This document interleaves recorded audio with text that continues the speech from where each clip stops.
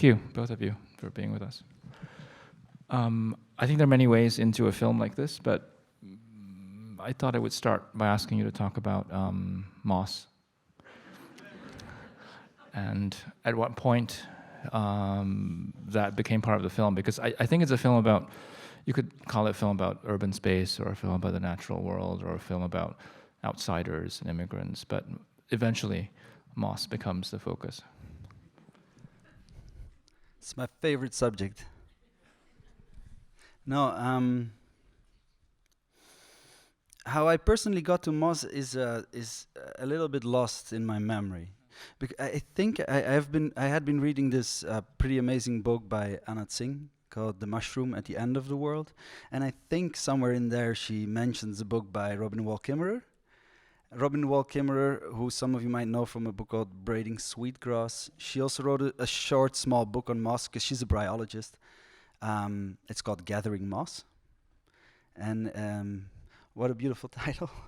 And it's a book about moss for non-scientific people like me. And she manages throughout a very thin book not only to make a statement about the beauty of moss and the specificity of moss, but also about the lessons to be learned.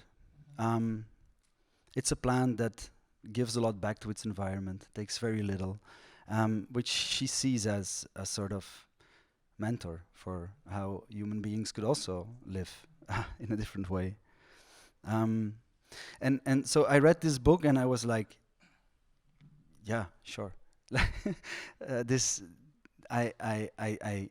want to go out.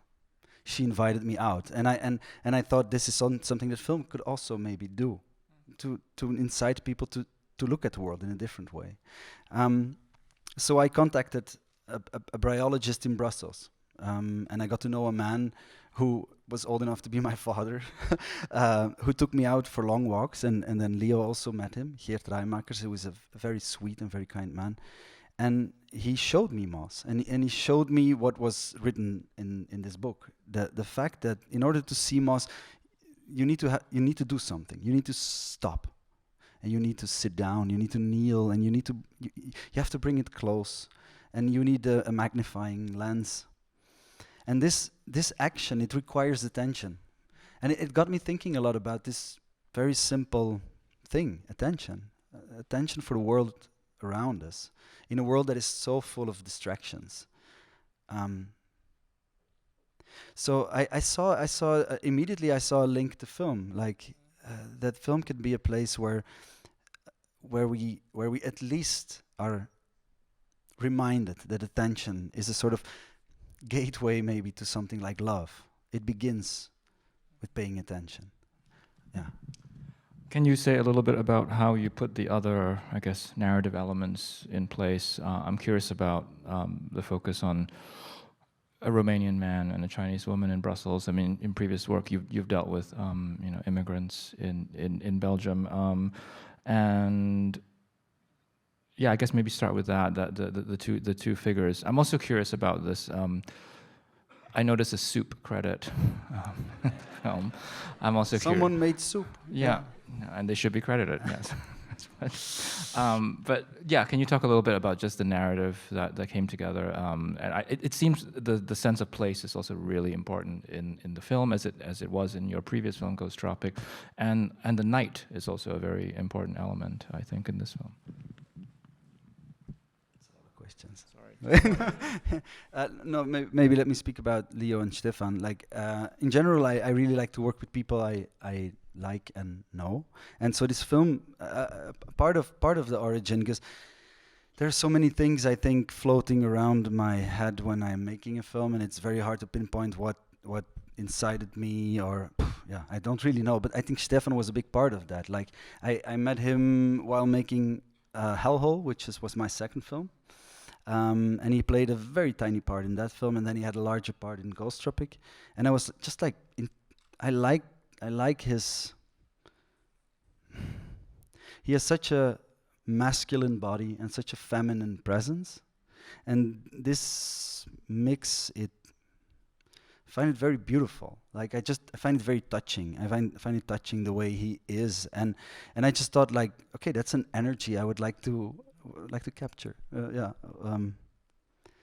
But of course he brings a background that I also found interesting. I was thinking a lot about this really macro question of labor migration in Europe, because it's very specific, the way that people can freely work and live wherever they want in the European Union. But in reality, it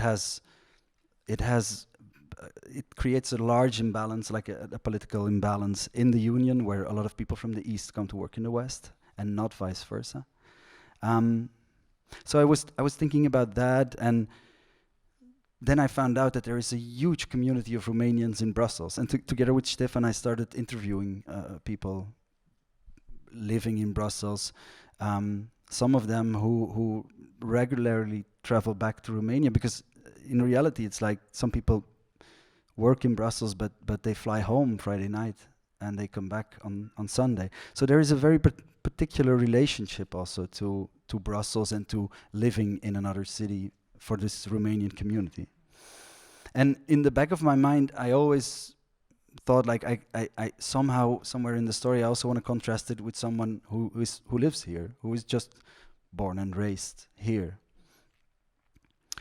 And I had I'm trying to find the order in my head, and it's much more messy. But like, I remember writing a scene in the restaurant first, and having the idea that there was going to be a bryologist later, and then just thinking like, this should be one person, because there's something happening in this scene in the restaurant that incites something that was new to me, like, the genesis of a connection, unspoken, unnamed, and then slowly I think Liyo got involved. Liyo, who I didn't know, but who was a friend literally of all my friends. So it was like almost miraculous that we didn't know each other. And now I consider you a friend. So we made up for that. Liyo, we were just, I was just talking to you during the screening, and you're not an actress, you're an editor, a film editor, and a DJ. You're DJing tonight, actually. I don't know if you wanted to mention that. Bossa Nova Civic Club, 1 a.m. Be there. I'm curious about how you said, in some ways you started with Stefan. So I'm curious how bringing Liyo on shaped the role in the film. Was it important to you that this character also be an outsider? And I'm curious, Liyo, your collaboration once you came on board. Yeah. So just the idea that, I mean, for me, like, Brussels it's a city that is literally, and I don't know, I think maybe this is a place where that also goes, except for maybe the question of language, but it's a city of minorities. It is a city of people from all over the world. It's one of the most diverse cities in the world, which is very strange, but it is. And language is a really big question in Brussels. Like, the first question you ask someone always in the street is like, do you understand what I'm saying? Do we speak the same language? And this is very particular to Brussels. And so the idea that you make a film about Brussels and that it is a diverse film and that it has many backgrounds, it totally makes sense. It's logical. But I was, of course, also thinking a lot about this idea of language. And I wanted to I knew this triggered me a lot, and that's why I wrote this scene in the restaurant first. Like, I wanted to have a language in the film that would be the furthest away from Roman languages. And I couldn't think of anything else but Mandarin. Because I don't relate to that language, and it's very beautiful. So there is beauty and there is mystery, and it's distant. So these things all sort of came together. But I think just the role of Brussels and language is something that has been in many of my films, and that I find inescapable and very beautiful about that specific space also. But I needed you a lot, I think, to shape this character. Yeah, at first when we met for the first time, I had no idea I would end up in the film. I thought I read the script and I was like, oh, I have it's really interesting, but I have also a lot of comments about the Chinese immigrant character. And then at first you weren't sure if she would be second generation or like a Chinese student who just arrived in Belgium not so long ago, and then we kind of rewrote the character together, and then it was closer to my own experience, which is like my parents immigrated to Belgium in the 80s and I was born there. But yeah, at first I remember I was a bit like, why do you want a Chinese character? Am I gonna be tokenized? Am I gonna be, I was a bit suspicious about also questions of representativity, because like growing up it's interesting what you say about Brussels being so diverse, because like I've lived in Paris as well, and in Berlin, which is also very diverse, but Belgium is this weird in between other places, no man's land, because like it's a really young country which has not a very defined national identity, since like different parts of Belgium are still struggling to like get along and stay as a united country. So like for me and my parents, when our experience as immigrants in Belgium, I find it really how to say, an interesting place to be in this mix of like a lot of communities, and there is not like an idea of universality that is imposed to us of like national, like Belgian identities like this, and you have to assimilate this way. There are a lot of different ways to assimilate, because the country is still also very undefined in a way, like in those like wastelands in Brussels where you meet by accident. It was really fitting the plot. Anyways, but about the Chinese character, then we started to work on the dialogues in Chinese, and actually I found it so interesting to translate what you had in mind in Chinese, because it's such a language with such a different philosophy, that I found it actually really interesting that a lot of the lines, your intuitions that you had in English, in Dutch, they could layer and they could get like, for me, deeper, because of some Chinese sayings that don't exist in English. Like, for example, in the voiceover, when Shushio just wakes up, she uses the word Wan Wu. I don't know if there are Chinese-speaking people in the audience. Like this word in Chinese, it means the 10,000 things, and it's a concept in Taoism that means the whole universe. But it's literally the characters mean the 10,000 things in the universe that you can name. And so for this dialogue, I found it super interesting, because it's like, it touches upon the fact that like Western scientists, like who wants to name all the different species of mosses with like Latin names, wakes up and she forgets all the names in her like linguistic tools. But like it resonates so much with the concept of Wan Wu, because Wan Wu is also about these 10,000 things being interconnected, and it's a very holistic like view of the world that I thought was really nice, with your intuitions about like environment and moss and everything.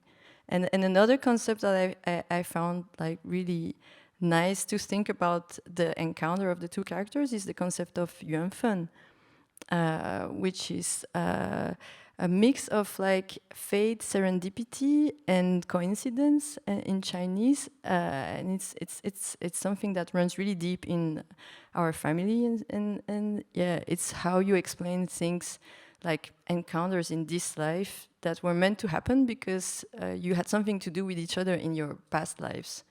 So yeah, anyways, all of this, I was like, okay, I can be the Chinese character if I can put this in the film. So I was actually going to ask you about that that voiceover, because we hear her, the character, before we see her, and I'm curious about that passage, and it's for me sort of rhymes with the passage in the when Stefan visits his sister and he falls asleep too. So I'm curious about these sort of dreamlike moments in the film. Yeah.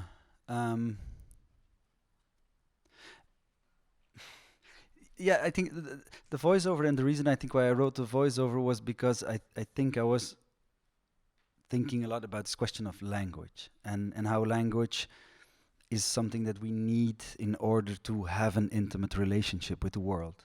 I was imagining walking through a forest and knowing the names of every plant that you pass, and I was thinking, yeah, that changes the way you move through a forest.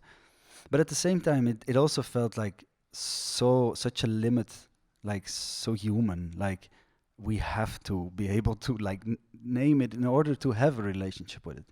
And so I think this voiceover was born a bit out of this, like I wanted to question this need of naming, and the way it also separates us from the world. It's paradoxical. It's more intimate than it's separate. But I think in overall, like I like a lot how dream and reality are always somewhat floating. Is this me making? Yeah, film in its core, in its materiality, is dream stuff, I find. And I also like a lot to not think about it in that terms so much. Like I just like a lot that Stefan is walking and he finds some strange green light and it might be something real or it might not be. And he falls asleep at a table and we see a shot of the forest, and this might be his dream, but it also might not be. And I like this. I don't know myself whether or not it's a dream. And I think it's something that filmmakers don't allow themselves enough of not knowing. And the dream, I had the weirdest dream tonight. I woke up with a strange dream in my head, and I was like, that's what I want to do with film. I want to surpass maybe a little bit the here and now by showing the here and now. I don't know. Now I'm saying whatever, but it's because that's because it's hard to articulate, but it's beautiful stuff. I don't know. I'm going to ask you one more. I have a jet lag, yeah? No, like you're great. Really, you're great. I did want to come back to the soup because we've had, it's just occurred to me because we've had a couple of other films where everybody's talking about food, and like we had the Fred Wiseman film about the three Michelin star restaurant, and we had The Taste of Things where they're cooking multi-course meals, and I'm seeing this film, and for me this is like kind of the most profound, like the guy cleaning out his fridge and making soup and delivering it is really a profound act of care in this film. I'm just wondering if you can talk about like this idea of making soup and delivering it, which is really from the beginning to the end of the film. Yeah, it's like when I thought of that, like I was just like, now I'm letting you peek into my brain when I write, and it's really embarrassing, but that's how it goes. I sit there and I'm like, okay, so I have to go back to Romania. What do I have to do now? I have to pack my stuff. Okay, what else? Okay, maybe I should turn off like electric fridge. I need to turn off the fridge. There's still stuff in the fridge. And then like just this basic idea, like, there's stuff in my fridge. I don't want to throw it out. I just thought it was a beautiful thing, like a beautiful gesture. Let's make a pot of soup. And then, because I was thinking a lot about saying goodbye without really knowing whether it's a final goodbye. I think it's something that, especially in the Romanian community, is very alive. Going back, but not knowing if it's final or not.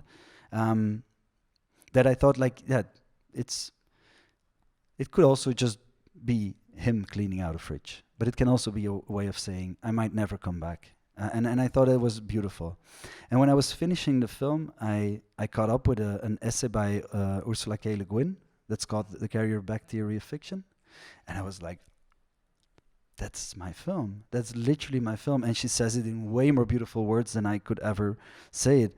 She speaks about the act of storing, finding, sharing food as what makes us human, much more than the hero clubbing someone to death.